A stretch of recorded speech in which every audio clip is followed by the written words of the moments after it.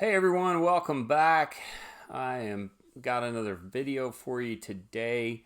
I am going to do my February vinyl discoveries or record finds or whatever you want to call it. I've got some new stuff. I've got quite a few used records, thrift store finds, and things like that. So I just want to share those with you, talk about them for a few minutes, and then talk about a couple of upcoming records that I'm interested in, and just one other little tidbit at the end I'm going to share with you. So we're going to get right into it. I know it's we're already a month into March. This is kind of all of my February acquisitions. I was actually waiting for a couple of them to get to me. My wife picked up a couple for me out of town, and just hadn't got them to me yet. So just going to jump right in and just share some new stuff. Maybe you'll find some stuff that you're interested in. Are some recommendations. For new records, pick this one up. Nothing too crazy, nothing too fancy. This is Nathaniel Rateliff and the Night Sweats. This was their debut album with him with the Night Sweats.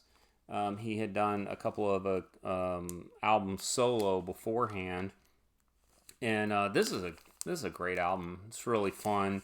You know, a couple of the big hits. Look at Here. And then it's got SOB, of course. I think that was their first big hit that came out off of that. And then there was a couple more. I Need Never Get Old. That's a really good song off of there. So Nathaniel Rateliff and the Night Sweats. This is just really good. They sound, I mean, I'm sure most people have heard them by now, but they just have that kind of that 70s rhythm and blues soul review kind of sound with the horns and the real reverbed out guitars and stuff like that. I think these guys have been around long enough that most people know who they are. The next one, now I talked about this series in my last video that I did. I had picked up, the Willie Nelson, I picked up Waylon Jennings, and I had said that I was debating on whether I was going to get this record, and I just couldn't help myself. I went ahead and got it. Walmart is doing these. Selling these live from Austin. These are recordings that were done at Austin City Limits at different times. And this is the Merle Haggard one. I had said on my last video that I wasn't sure if I was going to get the Merle Haggard the Merle Haggard one, because I wasn't 100% sure that that the song lineup was stuff that I was interested in. But I got to looking at it, and it's an inexpensive album, and I said, why not? And it does have some really good songs, actually, and so I said, why not? The more I look at it, it's actually got some good stuff on it, and of course, it's got this cool splatter vinyl, and this is another one of those that came with the DVD of the same concert. So for like 20 something bucks, you get a nice album, and you get the DVD to go along with it. So I think that's hard to beat, honestly. I've talked about these guys before quite a bit in some of my other videos, and it's funny, I feel like I went from feast to famine with these guys. When I started getting into, I've talked a lot in some other videos about liking instrumental music, orchestral music, stuff like that. And I recently got into Bert Campbell and his stuff. And I was having a hard time finding used music of his. I've talked a lot about Herb Alpert and the Tijuana Brass, and I have a lot of those albums.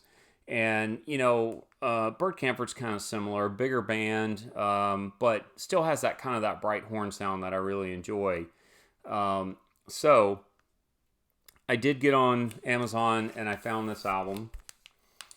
And this is Wonderland by Night, sorry. Bert Campbell and his orchestra.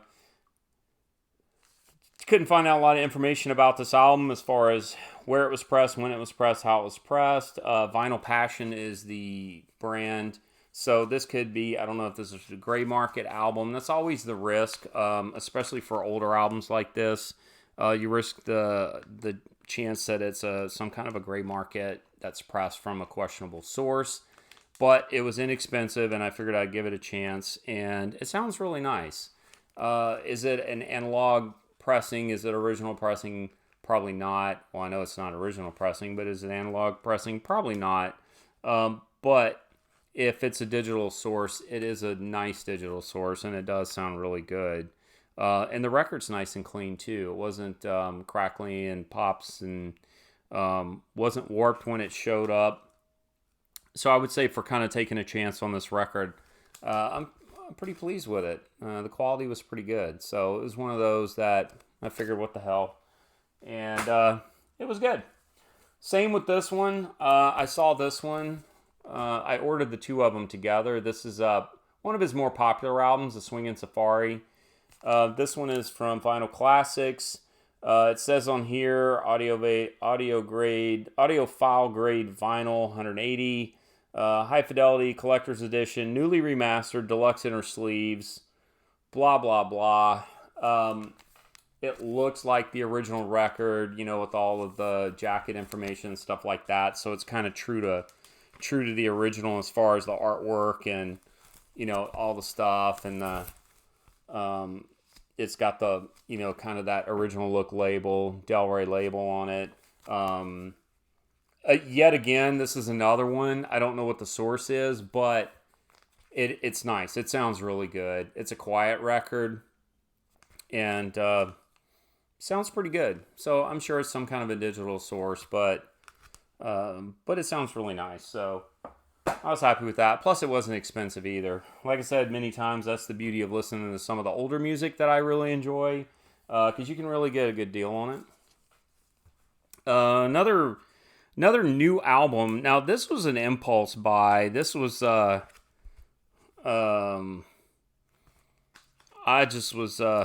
was in my favorite store that I mention too much in my videos.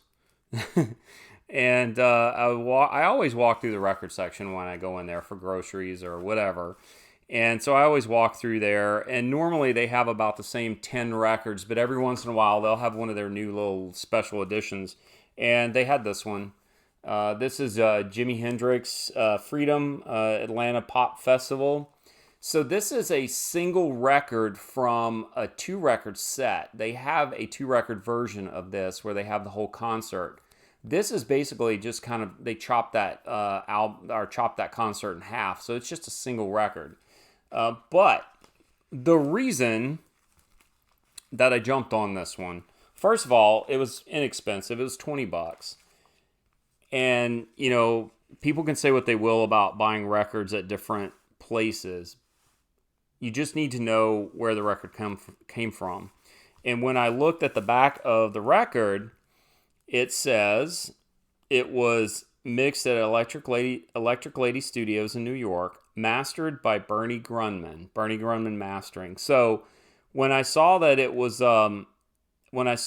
mastered by Bernie Grundman, that kind of sold me. And anybody knows anything about records and mixing and mastering records, is Bernie Grundman. He is probably one of the top 2 or 3 engineers in music. And so when I saw that, I was like, well, it can't be all that bad. So I bought it. And much to my surprise, when I opened it, even better, it had this rice paper inner sleeve, and it said quality record pressings. So that's QRP. I've talked a lot about them in some of my other videos. But QRP is Chad Kasem's outfit up in Salina, Kansas. And they are some of the best in the business. They do a great job. This is 180 gram. It's a color. It's kind of a red, white, and blue. Mostly white with some blue and red swirl in it. But I was extremely surprised to see that this was a QRP pressing. So, really cool. And it sounds great. It's a nice mix, and it's just kind of a live greatest hits, honestly. It's got about 9 songs off of it. Like I said, this is really half the concert, because there is, if you go out and look, there is a 2-record set. But this one's good. It was just a fun sampling, and like for $20 to have a little live Jimi Hendrix concert. It's got All Along the Watchtower. They start with that one. Freedom, Foxy Lady, Purple Haze, Hey Joe, Voodoo Child, Stone Free, Star Spangled Banner, Straight Ahead. This was recorded in Atlanta Pops Festival in July of 1970, so it's a fun album. like I said, this was kind of an impulse buy. I saw it, and I'm like, yeah, that's kind of cool. And I got it, especially when I saw that, it was a Bernie Grundman album that he had mixed. The last new one that I have here is, this is one that I have. I have this on CD, I have this on cassette, and I actually have another version of this album. My son got me this album as a Christmas gift a couple years ago, and I put it in and immediately listened to it. And this album has one of my all-time favorite songs on it, and it's on my Desert Island playlist. And it is No Woman, No Cry by Bob Marley and the Wailers. The album in question is Legend. This is kind of his greatest hits. They've sold millions of this album. This is the 30th anniversary edition of this album. It is actually a 2-record set.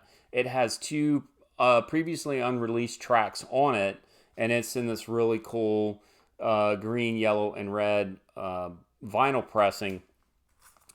And I have to admit, even though I had another copy of this album, my disappointment with the one that my son got me, and I since went online and saw that a lot of pressings of this record, No Woman, No Cry, the particular version that's on this record, was recorded in London at the Lyceum Theatre, and it's about a 7-minute song. And most records, they cut it off just for time. And so the one that my son got me, right as the guitar solo starts, the song fades out. And that just really bummed me out. And it sounds crazy. It sounds funny. I bought a whole album just for that song. Kinda not. I like this presentation. This is a nice gatefold album. It's got a lot of extra stuff. Like I said, it's got a couple extra tracks on it. So, but a big part of wanting to get this album was the full version of No Woman, No Cry. And it does have the full version of No Woman, No Cry on it.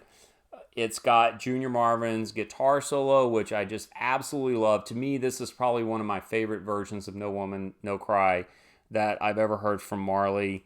And I love Junior Marvin's solo in there. So I saw this and I had to jump on it. And what's interesting is I went into this record store and I saw it, and I think they had it for I think it was like $35. And I passed on it. I bought a couple of used albums. I went home and I just kept thinking about this album, and I started going online and looking, and I started looking at the prices for this album, and I realized that was a really good price for this album. So my son wanted to go to the record store, so we went back a day or two later, and they had it, and I flipped through the records, and I pull it out, and it was listed for $79.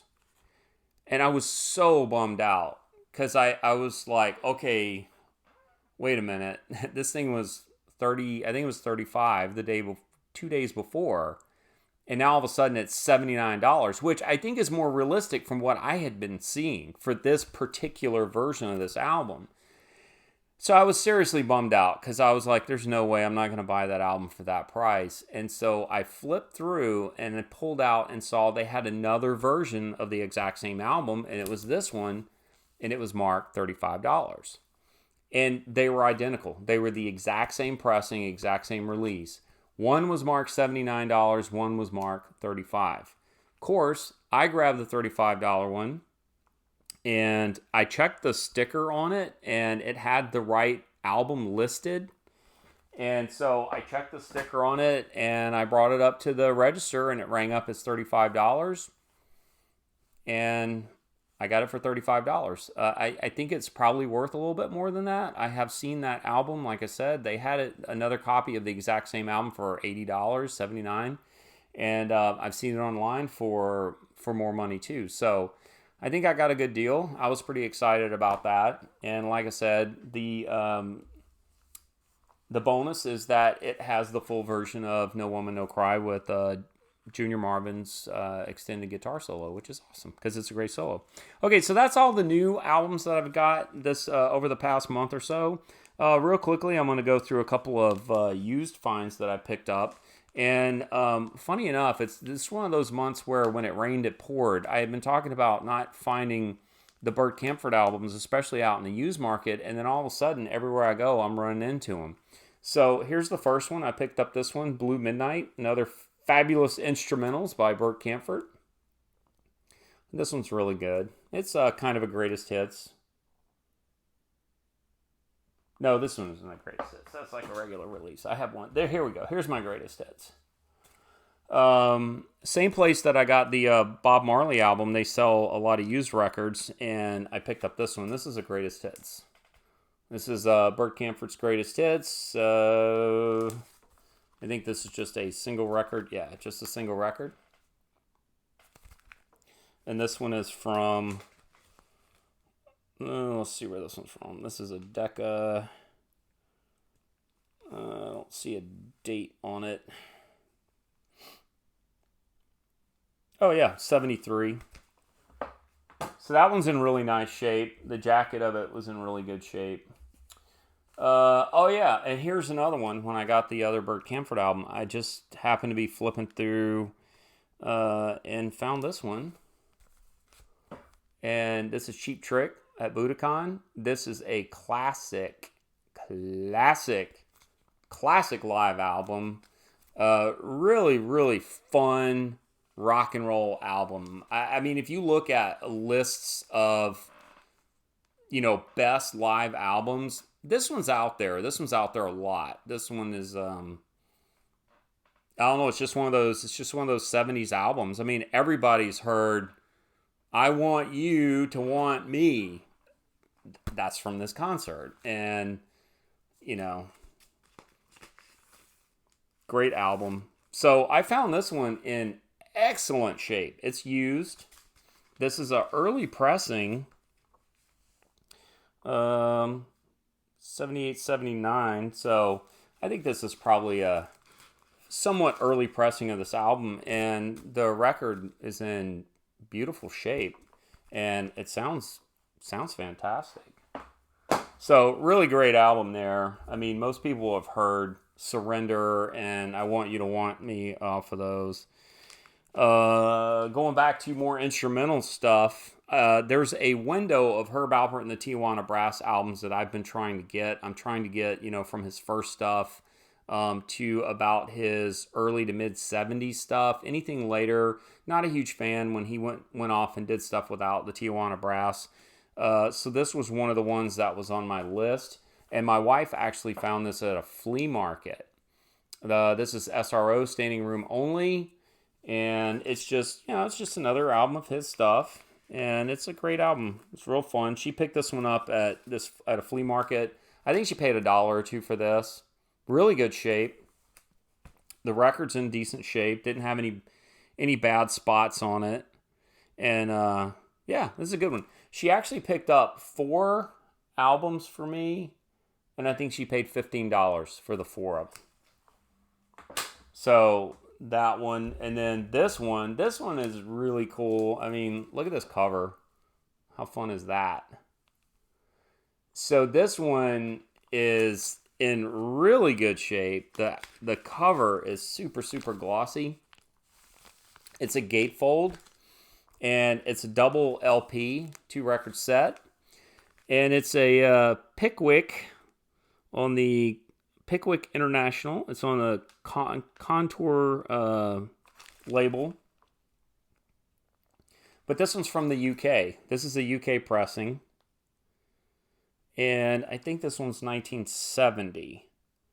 So it's a double album of Bert Campbell's greatest hits. Yeah, so I have a lot of duplicates now of his songs on different albums because I have a couple of greatest hits albums by him. But this was just a really fun one. This one was in really, really good shape, and the records were in excellent shape. The only thing that was wrong with it was the gatefold. It had just kind of come unglued. But now, I mean, it's just, I just re-glued it because it was just coming apart where it was pressed together. So this one was a really, really good find by her. I was really excited that she picked this one up. And that one's in great shape. And we listened to it the other night, and it sounded great. It sounded fantastic. I think that one's from 1970. I've got 2 more here. Uh, Henry Mancini. Mancini plays the great Academy Award songs. Now this one, the jackets on these were a little bit more. These were in a little more rough shape.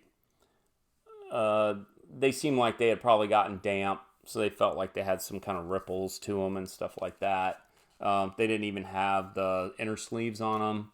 But like I said, these are like $2 albums. But this one's really cool. It's got Moon River, one of my favorites from Breakfast at Tiffany's, Days of Wine and Roses, Zippity Doo-Dah, from some of those old 60s movies. So this is really cool. It's a good album.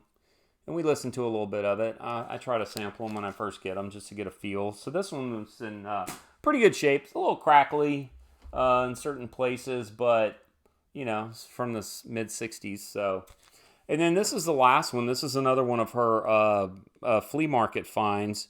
Another one where the jacket's not in the best shape. You can see where somebody duct taped this back together with some red duct tape. But this is the Mancini touch in living stereo, and this is just some of the stuff that he kind of put his spin on it. So yeah, I'm big Henry Mancini fans. This is really good.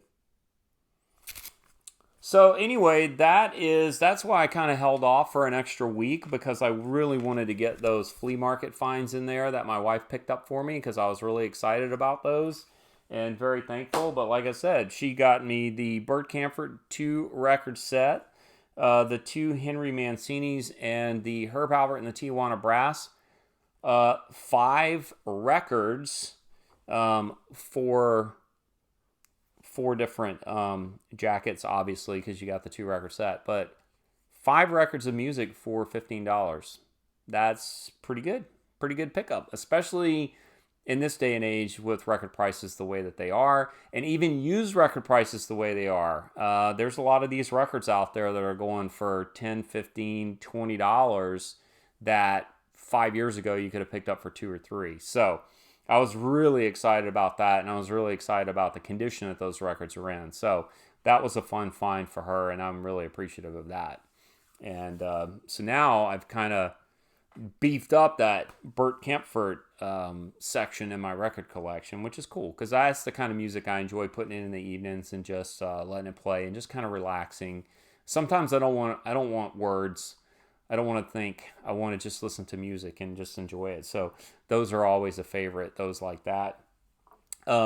2 things before I wrap up, because that's all of my February acquisitions. Going into March, we're already a week into March. I want to talk about a couple real quick that I am excited about that are coming up. One of them in a couple of days is the Duke Ellington and John Coltrane album that's coming up. It's the Verb Acoustic Sounds series. So that's the guys at Acoustic Sounds, Chad Kasem. They're redoing that record. So I'm looking forward to that one. And that one's supposed to be out, I think it's on the 11th of this month. So just in a couple of days. Today, I'm videoing this is the 7th. So 7th of March. So the 11th of March, that Duke Ellington and John Coltrane album comes out. I think I'm going to jump on that one. I think that's going to be a really nice one. And then the other one that I'm really excited about is the Marvin Gaye What's Going On 50th anniversary album that's coming out. It's not coming out until April the 1st. I definitely have it earmarked on my wish list, and I'm definitely going to pick that one up. In fact, I've already told my local record store to hold me a copy. He's supposed to be getting it. So I'm going to get it from him. And I'm really looking forward to that one. That's going to be a 2 record set. It's going to be a couple of rare tracks, a couple of redone tracks.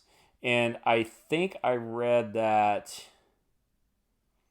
may be a Kevin Gray remaster, which that'll be nice. He's another one of those that just really does a good job remasters on these old records. So anyway, those are 2 that I'm looking forward to. I'm looking forward to Duke Ellington, John Coltrane, and the Marvin Gaye What's Going On 50th Anniversary Edition. 2 records. That one's going to be really nice. So keep your eyes on those. I think those will probably be very good picks for anybody that's into that kind of music. And obviously, I, continue to beat up the used record bins and keep my eyes open for any good deals and things like that. Probably slowing down just a little bit this time of year. We've had a lot going on, been traveling and doing some stuff, and and there's not a ton of stuff that's coming out right now that, I mean, if I were to look really hard, I could probably find a bunch of stuff that I would like. But some of the big ones that are out right now, those two definitely I want to get a hold of. But, and then taking advantage of finding used records here and there. So if there's some ones that you're interested in, or if you have some recommendations for me of things I need to check out, leave me a comment. Let me know. I listen to a little bit of everything. Anybody that's watched any of my videos knows I kind of run the entire gauntlet of music. So let me know if there's some good stuff out there that I should keep an eye out. Last but not least, I did a video not too long ago about how I clean my records, and I use the vinyl vac, and I use their solution, and I broke it down. I did a whole video on how I did it, and I just wanted to share with you guys why I clean my records, because some people think it's a little bit of an overkill. Some people believe it's a little crazy, but I want to share with you why. So these records that my wife picked up for me, these used records, they were dirty. When she picked them up, I could tell. I pulled them out of the jackets. They were really dirty. And especially with used records, you want to clean them before you put them on your turntable and listen to them for two reasons. One, it's going to save your stylus, and also they're going to sound better. So even new ones I clean them, because sometimes there's residue, there's dust, whatever. Call me crazy, but I cleaned 2 of the records that my wife got me the other day. There were 5 of them total. I cleaned 3, and then I rinsed off the brush, and then I cleaned 2. And I just wanted to share with you, this is after cleaning 2 of these used records. But look at the dirt. You can see the line right here. This is the part of the pad that hangs off the record when I clean them, because I put them on there and go with the grooves. So this is the part that hangs off the record, so it doesn't pick up as much stuff. But look at the difference, and look how dirty. That's 2 records. So if anybody wonders if using a record cleaning solution and cleaning your records is worth it, that should help convince you right there. That's 2 records front and back. So yes, that's how much crud I got off of these records, because who knows if they had ever been cleaned before. And they probably had 50 years of crud on them. And I'll tell you, when I got done, you could immediately notice the difference. The record, the vinyl was nice and shiny, and it gets squeaky when you run the brush over it with the cleaner, and it just looks a whole lot better, and I guarantee you it sounds a whole lot better. So anyway, if you wonder if cleaning your records and buying a good record cleaner is worth it, absolutely it's worth it. The proof is in the cleaning pad. So I just figured I'd share that since I had it here, and I was just doing that the other night. Okay, anyway, that's it. Pretty big haul this month. A lot of good used records, and that's the beauty of it. Pretty inexpensive. So nice. It's nice to get those used records. So don't forget to get out there and beat up those used record bins. Sometimes you're going to find some real jewels. And all right. I hope you found something maybe that you'd be interested in later. And let me know. Let me know what you think.